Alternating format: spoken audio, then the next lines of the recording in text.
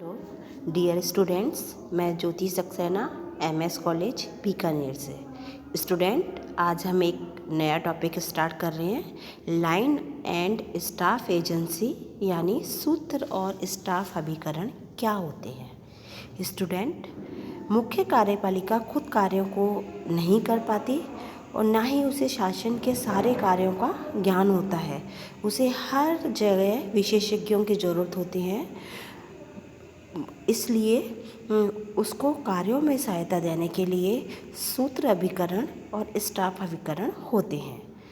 मूने कहते हैं, मुख्य कार्यपालिका के पास सोचने के लिए बहुत सारी बातें होती हैं, बहुत सारे विचार करने योग्य तत्व होते हैं, इसलिए सहायता और समाधान के लिए उसे स्टाफ की अपेक्षा रहती है, स्टाफ चाहिए होता है। सूत्र या स्टाफ अभिकरण का संबंध उस श्रृंखला से है जो टॉप से चलकर नीचे की ओर आती है। सरकार के मंत्रालय जैसे कृषि, शिक्षा, उद्योग, ऊर्जा मंत्रालय, ये सारे सूत्र अभिकरण कहलाते हैं और सरकार के कार्यों या निर्णयों के क्रियान्वित का कार्य जो करते हैं उन्हें स्टाफ अभिकरण कहते हैं। स्टाफ अभिकरण वास्तव में सूचना देने का काम ही करते हैं ताकि कार्यपालिका अपने कार्य आसानी से कर सके। भारत में प्रधानमंत्री कार्यालय और मंत्रिमंडल सचिवालय स्टाफ अभिकरण के ही उदाहरण हैं। सूत्र और स्टाफ अभिकरण के बीच में अंतर सबसे पहले सैनिक प्रशासन से शुरू हुआ था। सेना में कमांडर इन चीफ से लेकर साधारण सैनिक तक एक कंटिन्यूएशन एक लाइन में होते हैं, इसे सूत्र अभिकरण कहते हैं।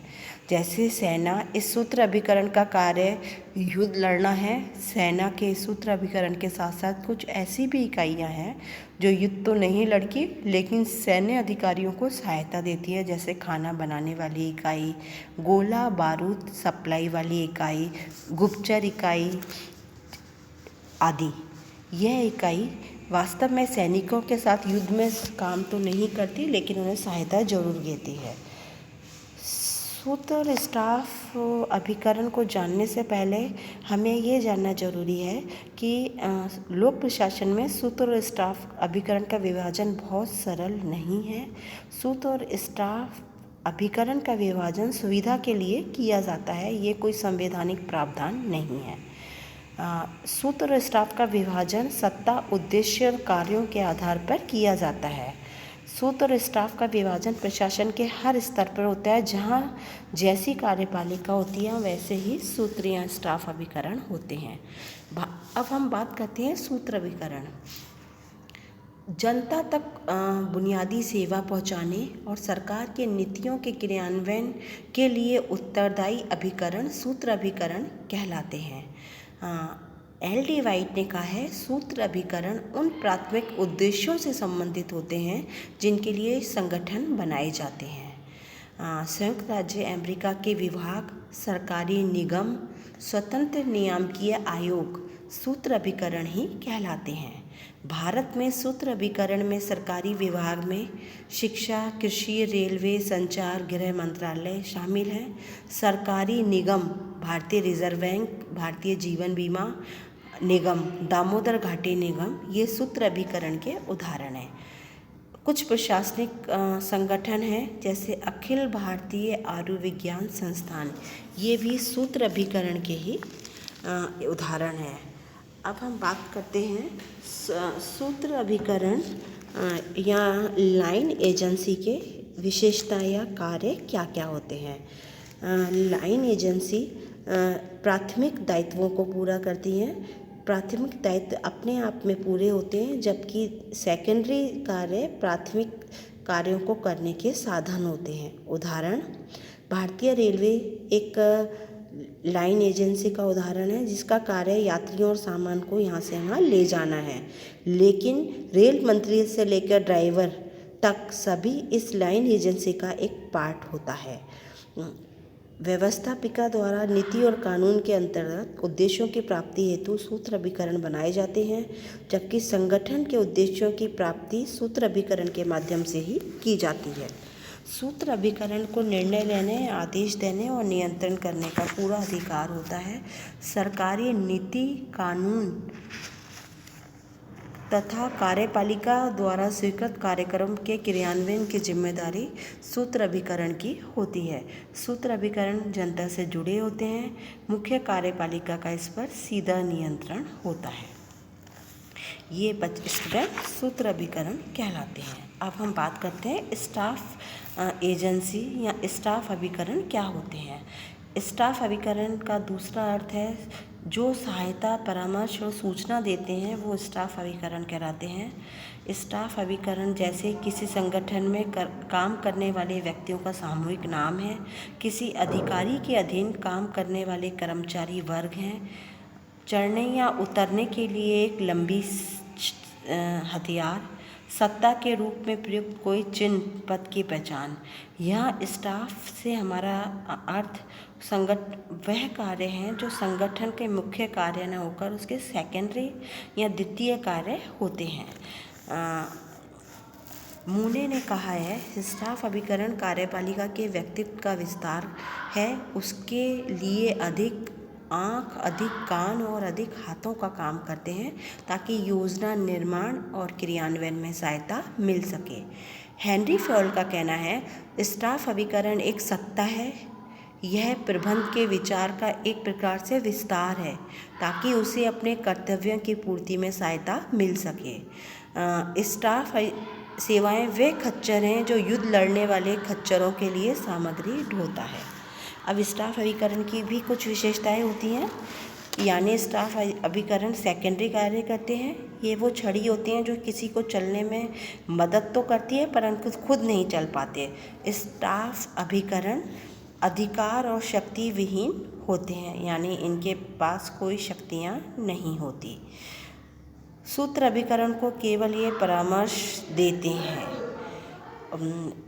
ओलिवर शेल्डन का कहना है, स्टाफ अभिकरण सूत्र अभिकरणों के लिए चिंतन का कार्य करते हैं। स्टाफ अभिकरण के पास कोई कार्यकारी दायित्व नहीं होते। यह प्रत्यक्ष जनता के संपर्क में नहीं होते। यह एक अभिकरण प्रशासनिक ढांचे की जो लाइन होती है उसमें परस्पर जुड़े हुए नहीं होते बल्कि बगल में रहते हैं। इनके कुछ कार्य होते हैं। ये सूत्र अभिकरणों को सहायता देते हैं। सूत्र अभिकरण को निर्णय हेतु सूचना, पूछताछ, आंकड़े की गतिविधियां करते हैं, उन्हें मंत्रणा देते हैं। मुख्य कार्यपालिका के निर्णय सूत्र अभिकरण तक पहुंचाते हैं। फिफ्नर और प्रेथस ने स्टाफ अभिकरण के कुछ कार्य बताए हैं। नियोजन करना, तथ्यों का संग्रहण करना, बिना सत्ता छीने दूसरों की सहायता करना, केवल योजनाओं के द्वारा ही नहीं व्यक्तिगत संपर्क के द्वारा भी समन्वय करना, मुख्य कार्यपालिका को परामर्श देना। मूने और रेले ने स्टाफ अभिकरण को 3 भागों में कार्यों को बांटा है। सूचना संबंधी कार्य, परामर्श संबंधी कार्य और सुपरविजन संबंधी या पर्यवेक्षण संबंधी कार्य। फिफ्नर और प्रेथस ने भी इसे 3 पार्टों में बांटा है, सामान्य स्टाफ, तकनीकी स्टाफ और सहायक स्टाफ। अब हम बच्चों बात करते हैं सामान्य स्टाफ क्या होता है। मुख्य कार्यपालिका के पास बहुत ज़्यादा जब कार्य आ जाते हैं, जैसे पत्र लेख, व्यक्तियों और समस्याओं की छटनी, इस प्रकार कीप और छलनी का कार्य जो करता है वो स्टाफ अभिकरण करता है।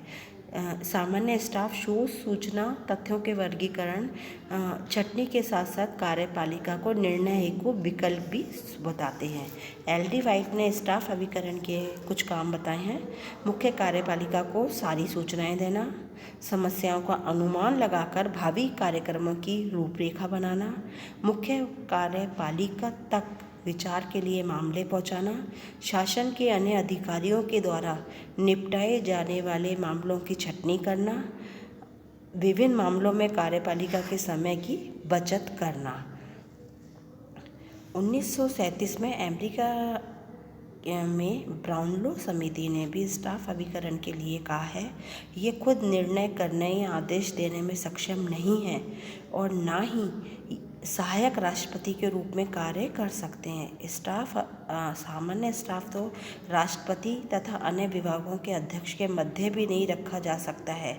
यह तो राष्ट्रपति का निर्णय लेने में सूचना परामर्श प्रदान करते हैं। ये पर्दे के पीछे रहते हैं। इन्हें स्वाभाविक रूप से अधिक योग्य, कुशल और उज्ज्वल चरित्र वाला होना चाहिए और प्रसार में आने को लालायित नहीं रहना चाहिए।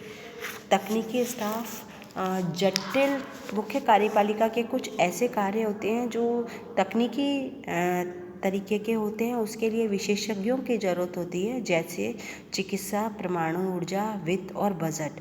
ऐसे मामलों में डॉक्टर, इंजीनियर, वैज्ञानिकों की ज़रूरत होती है जो कार्यपालिका को तकनीकी सूचनाएं दें।